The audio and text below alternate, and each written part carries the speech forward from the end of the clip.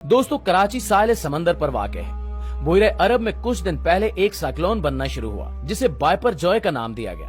वहां पहले कम रफ्तार की हवा चलना शुरू हुई जिसने आहिस्ता आहिस्ता तेज और शदीद साइक्लोन का रूप धार लिया। अब ये एक खतरनाक साइक्लोन बन चुका है और मुसलसल शुमाल की तरफ जा रहा है। यानी कि अगर इसका रुख न बदला तो इंडिया और पाकिस्तान के साहिली इलाके इससे मुतासिर हो सकते हैं। महकमे मौसमियात के मुताबिक बाइपर जॉय साइक्लोन की मौजूदा सूरत हाल ये है कि इसके गिर्द हवा की रफ्तार 195 किलोमीटर फी घंटा तक पहुंच गई है और इसके गिर्द 40 से 50 फुट ऊंची लहरें उठ रही हैं। ऐसी सूरत हाल अक्सर समंदरों में होती रहती है, यानी अक्सर समंदरों में साइक्लोन्स बनते रहते हैं। लेकिन अक्सर ऐसा होता है कि इन साइक्लोन्स का रुख बदल जाता है या इनकी शिद्दत कम हो जाती है।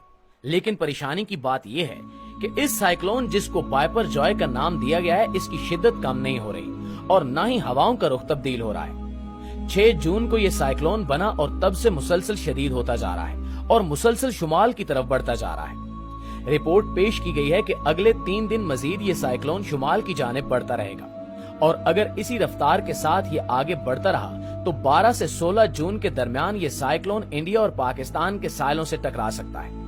इससे इंडिया के महाराष्ट्र और गुजरात के इलाकों के साथ पाकिस्तान के सिंध और बलोचिस्तान के कुछ इलाकों को खतरा हो सकता है और इन इलाकों को वार्निंग्स जारी कर दी गई हैं। नाज़रीन गिरामी, कराची के साहिल पर पाबंदियां लगा दी गई हैं। शहरियों को साहिल पर जाने से मना कर दिया गया है और माही गिरों को भी खुले समंदर में न जाने की तंबीह की गई है। जब तक साइक्लोन के आसार खत्म नहीं हो जाते ये पाबंदियां लगी रहेंगी। ये साइक्लोन फिलहाल बुहरे अरब में है जहां 50 फुट तक लहरें बुलंद हो रही हैं।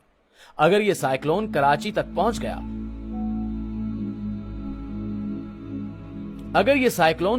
पहुंच गया तो अंदाजा लगाएं कि 40 से 50 फुट तक की लहरें कराची शहर से टकराएंगी और इससे बहुत तबाही फैल सकती है। इसकी वजह से बहुत सैलाब और लैंडस्लाइडिंग का भी खतरा है।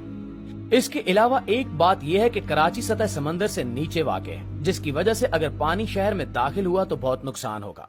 इस सूरत हाल में अल्लाह ने इस शहर को अब तक बचाया हुआ है। इस पर मजीद एक मसला यह है कि कराची में बहुत गैर मुनज़्ज़म तरीके से इमारतें तामीर की गई हैं।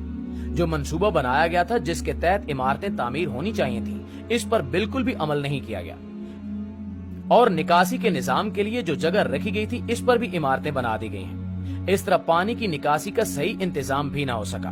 नालियों के ऊपर घर बना दिए गए और आज कराची में इमारतों की सूरत हाल ये है कि 2 इमारतों में इतना ही फासला है कि एक इमारत की खिड़की से खड़े होकर दूसरी इमारत में झांका जा सकता है। अगर तेज बारिश ही हो जाए तो पानी सड़कों पर खड़ा रहता है और इसका इंतजाम करना भी मुश्किल हो जाता है। इस तरह ज्यादा बारिश भी मसला बन जाती है। इस सूरत हाल में अगर इस शिद्दत का साइक्लोन कराची से टकराता है तो यकीनन बहुत तबाही होगी, जिसकी वजह से पाकिस्तान के दूसरे शहर भी मुतासिर हो सकते हैं।